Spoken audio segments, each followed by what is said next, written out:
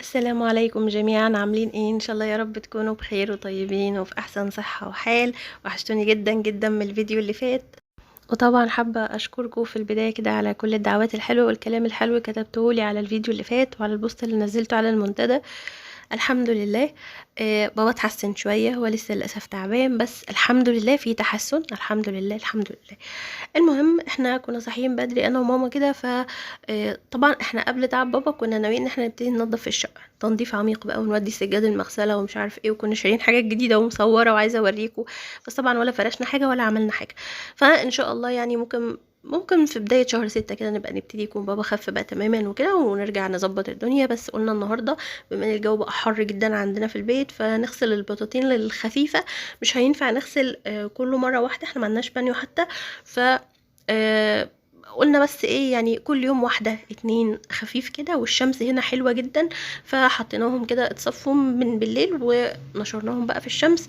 وكنا في السوق. احنا متعودين ان بابا دايما بينزل هو السوق ويجيب الحاجات اللي هي اللحوم والفراخ والسمك والحاجات دي كلها. بيجيبها هو من دمياط القديمة. طبعا بما انه هو تعبان فما فيش نزول، فاحنا رحنا السوق. احنا عايشين في دمياط الجديدة، عشان بس الناس اللي بتتابعني لأول مرة. المهم هقولك بقى الأسعار على حسب ما أنا فاكرة. البصل ب10 جنيه، ده البصل اللي هو معاه البتاع اللي فوق ده اللي شبه القش ده، مش عارفة اسمه ايه. لكن البصل اللي هو بيتباع كيلو ويبقى بصل بس متنضف يعني بيتباع ب15 جنيه، وفي مناطق البصل فيها ب18. فطبعا الناس كلها في أزمة في أسعار البصل. في ناس بتشتري البصل بال20 كيلو بال50 كيلو اللي هو بصل السنة كلها وتخزنه مرة واحدة. احنا مش بنعمل كده، عادي يعني بنجيب 2 3 كيلو لما يخلصوا نجيب غيرهم وهكذا. فزي ما قلت لكم ده كان ب10 جنيه، بس هو علشان مش متنضف. جبنا كمان برتقان ده برتقان صيفي عادي، عشان بنعصره بيتعصر كده بالعصارة ويبقى فريش. عشان بابا مثلا محتاج عصاير كتير علشان هو مش بياكل قوي، فالدكتور قال بقى نشربه سوائل وعصاير وكلام من ده. البرتقان مش فاكرة كان الكيلو ب5 تقريبا او حاجة زي كده. جبنا كمان بطاطس، ده بطاطس الاسبوع. احنا بنشتري حاجات الفاكهة والخضار بالاسبوع. كل يوم جمعة كده بيبقى فيه آه السوق بتاع المنطقة اللي احنا فيها. يعني البطاطس ب5. في حاجات اسعارها نازلة وحاجات اسعارها زايدة. وانا بالنسبة لي بتبقى كل حاجة اسعارها عادية، عشان انا مش بشتري او فبقى مش عارفة، بس بسأل ماما طب ده كده رخيص ولا غالي. جبنا كمان طماطم، جبنا 2 كيلو وهو حط لنا معاها بنجروية كده. الطماطم كانت ب7 جنيه تقريبا، وفي ب5، بس لو انت عايزة تنقي بتبقى ب6 ب7. فبرضو ماما بتقول ان اسعارها معقولة الى حد ما. في ناس دلوقتي كتير بتقول اللي عايز يخزن طماطم يخزن الفترة دي، علشان الطماطم من هنا ورايح مفروض هتغلى. ما اعرفش اذا كان صح ولا لا. فطبعا الطماطم يعني البيت لو فيه بصل وتوم وبطاطس وطماطم بتعتبر يعني الدنيا خلاص. انتي تقدري تعملي اكلات كتير لو هتحمري شويه بطاطس للعيال خالص وتحطيهم في رغيفين بقى عندك اكل. جبنا ليمون، جايبين نص كيلو بس عشان احنا عندنا نص كيلو اصلا. بس طبعا زي ما قلت لكم ما بتعمل شوربه بابا كده عايز ليمون، عصير ليمون فريش اي حاجه. فكيلو ليمون ب20 جنيه، ده نص كيلو ب10. جبنا كمان الخضره بتاعه المحشي علشان احنا نفسنا ناكل محشي. ف بس طبعا مش هنعمله النهارده يعني. وجبنا الشطة دي طلعت حراقة بطريقة مش طبيعية. وجبنا كرومبايتين كده الاتنين مع بعض ب10 جنيه، مش عارفة ازاي. ف بس هما حجمهم يعني مش كبير قوي. جبنا كمان الجبنة دي اللي هي الجبنة الفلاحي اللي بتتباع مش في محلات، احنا جايبينها يعني. عم الحاج بتاع اللبن بيجي بيمشي تحت البيت، احنا ماما بتتعامل معاه. بنجيب منه اللبن، بيبيع لبن بقري لبن جاموسي. المهم كيلو الجبنة دي ب70 جنيه. احنا مش بنجيب الجبن اللي هي بتبقى نباتي الدهن اللي بتتباع في السوبر ماركت. قلت لكم دايما ان انا بشتري الجبنه سواء عندي انا في بيتي او هنا عند ماما. مش بنجيب الجبن المعلبه، بنجيب جبنه من حد يكون موثوق فيه ومضمون كده.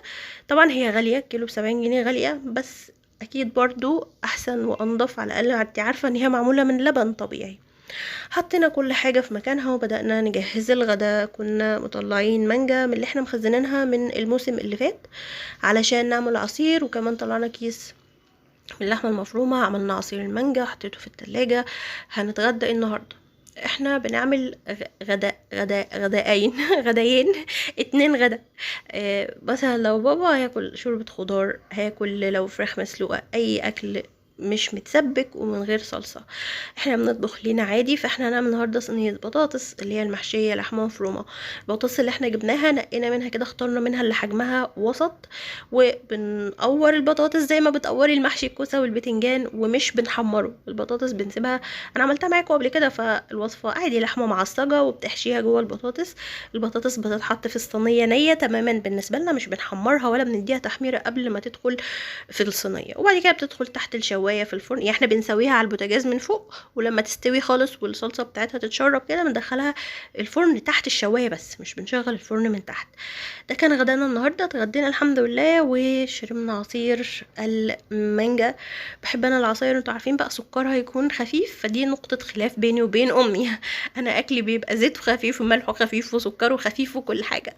فبس كده، انا اليومين دول بتابعه مسلسل ام كلثوم على قناة روتانا دراما، بيجي الساعة 5:30، حلقتين ورا بعض. انا بتفرج على المسلسلات القديمة، مش قديمة اللي هو من السبعينات يعني، بس فاهمين الحاجات ذكرياتنا بقى، عبد الغفور البرعي والحاجات دي. المهم، من ضمن حقيبة الذكريات اللي فتحت اليوم ده، معرفش ايه اللي طلعها اصلا، لقيت بابا مطلعها.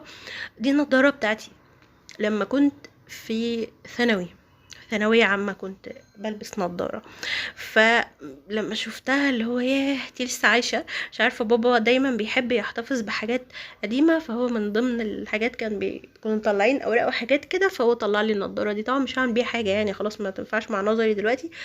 كان عندي طبع زمان ان انا مش بعرف اتخلى عن الحاجات بتاعتي بسهولة، خصوصا الحاجات اللي هي ذكريات بقى. يعني تلاقوني محتفظة، عارفين زمان واحنا في المدرسة في ابتدائي حتى كنا بنقعد نكتب لبعض جوابات احنا البنات مع بعض، واكتب لك بالقلم الرصاص دليل على مش عارفة ايه والاخلاص وحاجات عجيبة كده. فانا كنت دايما بحتفظ بكل الحاجات كنوع من انواع الذكريات بقى. بس مؤخرا بقيت لا، يعني اللي هو الحاجة اللي انا عارفة ان اكيد انا مش هحتاجها، فبقيت بتخلص منها، لانه انا اي كراكيب بتعمل لي بتضايقني كده. فبابا كان طلع كل الاوراق وبدأ يتخلص من الحاجات اللي ملهاش لازمة، الحاجات اللي تخصني انا اخدها، كل حاجة تخص اخويا كل حد من اخواتي يعني ياخدها.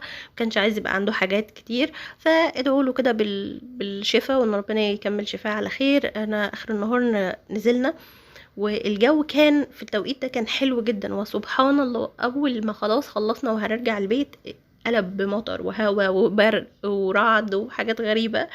فالجو متقلب جدا الايام دي، وكالعادة انتوا عارفين لما بنزل الشارع زمان زمان، يعني لو من 3 سنين مثلا، كنت انا كائن لو عدى جنبي عصفور هجري من الشارع التاني. كنت بخاف من الكائنات الحية جدا، بخاف من القطط والكلاب والعصافير وكل الكائنات الحية. بس دلوقتي لا، تلاقوني اللي هو حتى الكلاب في الشارع بقيت بفضل اللي هو اوه سو كيوت، بس طبعا ما اقدرش ان انا اجيب حاجة زي دي عندي البيت. ف لما شفت القطة في الشارع وبقيت ماشية كده اللي هو ببص على على الحيوانات، افتكرت حمص. فمش عارفة ليه حسيت قعدت اتفرج على الفيديوهات، مش عارفة احطها لكم تتفرجوا معايا. انا عارفة ان معظم الناس اصلا في ناس عندها فوبيا من الحيوانات الأليفة، بس أنا كان حمص ده هو بداية علاقتي بأن أنا أقدر ألمس كائن حي. حمص كان القط بتاع أخويا، بس كان بما أنه شغله مش نافع أن هو يحتفظ بيه، فكان عطاه لأخويا التاني. بس لما جت زوزو بنت أخويا اتولدت يعني، فهم خافوا عليها بقى، فللأسف كنا مشيناه. وعايزة أقول لكم أن أنا طول الوقت بيبقى قدامي فرص ان انا اجيب قطط صغننه كيوت كده تسليني في البيت، بس انا للاسف زوجي مش هيرضى خالص بالموضوع ده. بس مش عارفه، حسيت ان انا عندي حنين ان انا اقعد اتفرج على حمص. مش عارفه هو فين دلوقتي، بس عارفه ان هو يعني اخويا اكيد وداه في مكان امين. فبس كده، من ضمن الاسباب اللي مخلياني مش عارفه ان انا اتبنى اي او اجيب اي كائن حي يعيش معايا في البيت، انه عارفه ان انا هتعلق بيه جدا وهيتعلق بيا جدا، وبعدين هتيجي الظروف هتجبرني ان انا اتخلى عنه. ده هيبقى شيء صعب جدا جدا عليا وحرام عليا. يعني انه الناس اللي هي بتسرب القطط وتمشيها والجو ده حرام بجد، ان قطط البيوت بتبقى اتعودت قوي على كل حاجه في البيت، فانت حرام مش هتقدر تتاقلم في الشارع.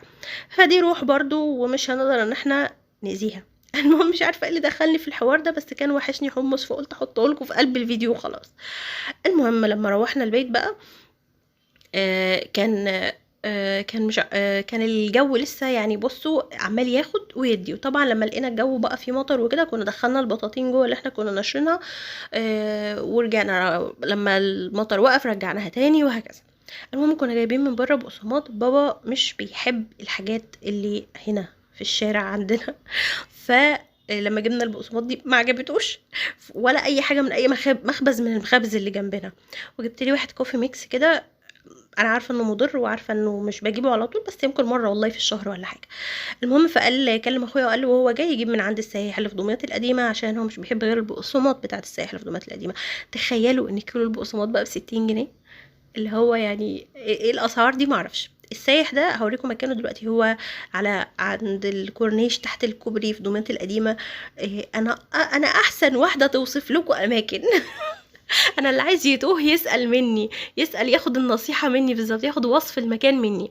المهم واخويا وهو جاي برضو بصوا اهو دمياط كورنيش النيل بجوار الكوبري العلوي، كان جايب لنا وهو جاي من القاهره حاجه اسمها ملبن بالقشطه من قويدر. احنا عندنا هنا في دمياط معروف، دمياط معروفة بالحلويات، عندنا الملبن العادي والملبن اللي هو اسمه ملبن حبل، بيبقى معمول فيه عين جمل او اي نوع من انواع المكسرات، بس غالبا عين جمل يعني. ما عندناش في دمياط الملبن اللي بالقشطة ده، فكنا اول مرة نجربه. المهم اتفضلوا معانا بس كده، ده كان اليوم بتاعي التفاصيل. بصوا انا قعدت في بيتنا مش فاكره 8 ايام 9 ايام، وهضطر اسفه ان انا ارجع شقتي بقى عشان ابص عليها وكده، لانه الجو قلب تراب. وانا عارفه ان الشقه طبعا انا وانا ماشيه من البيت ما كنتش عامله حسابي ان الموضوع هيطول، فكنتش واخده بقى هدوم كفايه، ما كنتش واخده علاجي، ما كنتش واخده حاجات كتير، فمضطره ان ارجع عشان اجيب الحاجات وارجع هنا تاني. فاحنا مع بعضينا بقى، ما تنسونيش في دعوه حلوه، وان الايام الجايه تكون حلوه كده وسهله وخفيفه علينا جميعا يا رب. اشوفكم قريب ان شاء الله على خير، وباي باي.